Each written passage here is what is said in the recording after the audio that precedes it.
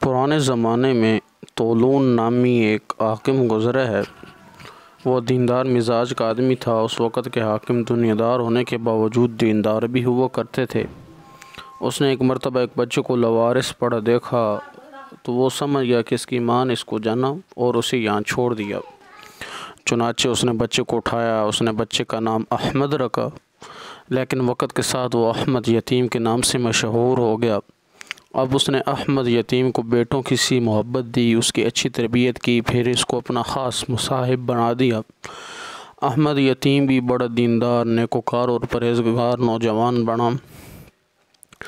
کچھ عرصے کے بعد طولون کی وفات ہونے لگی۔ اس نے اپنے بیٹے ابو الجیش کو اپنا نائب بنایا اور پوری سلطنت اس کے حوالے کر دی، اور یہ وصیت کی، بیٹا یہ احمد تیرا بھائی ہے، میں نے اس کی پرورش کی ہے، تم بھی ساری عمر اس کا خیال رکھنا۔ اس کے بعد وہ شخص فوت ہو گیا۔ چنانچہ جب ابو الجیش نے کنٹرول سنبھالا، حکومت سنبھالی، تو اس نے بھی احمد یتیم کے ساتھ اچھا تعلق رکھا۔ ایک مرتبہ ابو الجیش کو کسی چیز کی ضرورت پڑی۔ اس نے احمد یتیم کو بلایا اور کہا کہ یہ چابی لیں اور فلاں راستے سے آپ میرے کمرے میں چلے جائیں اور یہ چیز اٹھا کر لے آئیں۔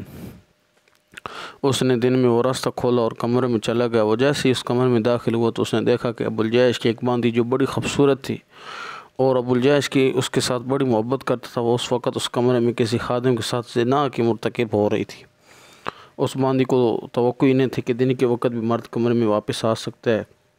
جیسے ہی اس نے دروازہ کھولا اور یہ معاملہ دیکھا تو مرد بھاگے اور عورت احمد یتیم کو اپنے چکر میں پھنسانے لگی۔ اس کی منت سماجت کرنے لگی، تم بھی میرے ساتھ وہی کرو جو وہ کر رہا تھا، لیکن اس کے دل میں نیکی تھی، لہذا کہنے لگا ہرگز نہیں۔ قال معاذ اللہ انہ ربی احسن مثوائی، سبحان اللہ، نیک لوگوں کا یہی دستور رہا ہے۔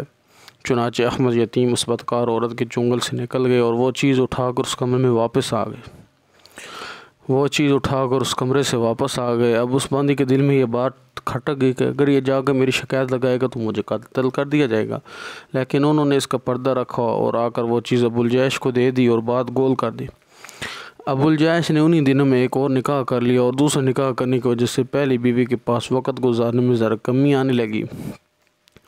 چونکہ وہ دل میں سوچتی تھی کہ اس کا کوئی نہ کوئی رد عمل ہونا ہے، اس لیے اس کے دل میں یہ بات کھٹک گئی کہ احمد یتیم نے میرے خامند کو سب کچھ بتا دیا ہے، جس کی وجہ سے میرے خامند کی توجہ مجھ سے ہٹ گئی ہے۔ عورت کے دل میں جب حسد آ جائے تو پھر وہ کیا کیا مکاریاں کر گزرتی ہے۔ چنانچہ اس نے سوچا کہ میں کس طرح احمد یتیم کو راستے سے ہٹاؤں۔ ایک دن ابو الجیش اس سے ملنے کے لیے آیا۔ جب اس نے دیکھا کہ میاں بڑی محبت کی نظر سے دیکھ رہا ہے اور پیار دے رہا ہے تو اس وقت وہ رونے لگ گئی۔ اس نے کہا تم کیوں رو رہی ہو؟ وہ کہنے لگی میں کیا بتاؤں، ایک دن احمد یتیم ہمارے کمرے میں آیا تھا، اس نے میرے ساتھ بدکاری کی کوشش کی اور میں نے بڑی مشکل سے اپنے آپ کو اس چنگل سے بچایا تھا۔ جب ابو الجیش نے یہ سنا تو اسے یاد آیا کہ ہاں میں نے ایک مرتبہ دن کے وقت احمد یتیم کو چابی دے کر بھیجا تھا، اس وقت اس نے میرے حرم کے ساتھ خیانت کرنے کی کوشش کی ہوگی۔ یہ سوچ کر اس کی آنکھوں میں خون اتر آیا کہ یہ اتنا خائن شخص ہے۔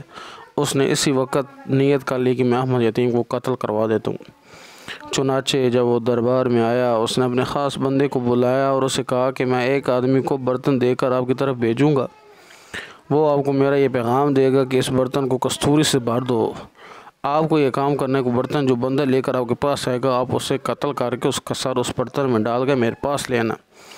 پھر اس نے احمد یتیم کو بلوایا اور اس سے باتیں کرنا شروع کر دیں۔ جب اس کا غصہ ٹھنڈا نہ ہوا تو اس نے احمد یتیم کو برتن دیا اور کہنے لگا آپ فلاں بندے کے پاس جائیں اور اسے کہیں کہ وہ اس کستوری سے جو اس نے برتن دیا ہے کہ وہ اس کستوری سے بھر کر لائے۔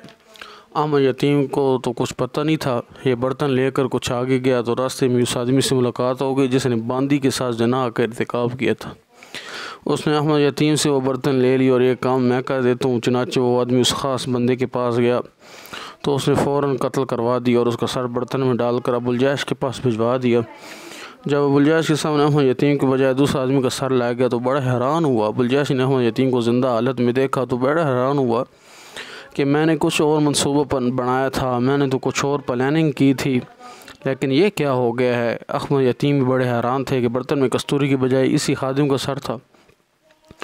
اس وقت ابو الجیش نے کہا کہ میں نے تو تمہیں مروانے کے لیے کام کیا تھا۔ اب احمد یتیم کو واضح ہو کہ اس باندی کے کہنے پر ابو الجیش نے میرے خلاف یہ سب کچھ کیا۔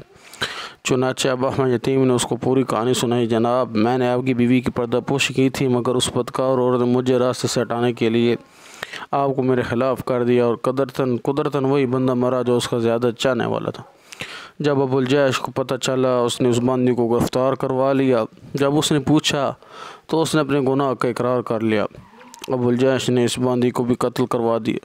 اب ابو الجیش کی نظر میں احمد یتیم کی قدر و منزلت اور بڑھ گئی، اور اس نے وصیت کی کہ میرے بعد ان کو بادشاہ بنایا جائے۔ اللہ اکبر! تو دیکھیے کہ جس کے اندر اخلاص تھا، اللہ رب العزت نے اس کو بچا لیا، اور بعض کردار اور خائن لوگوں نے اپنے انجام کو پہنچ گئے۔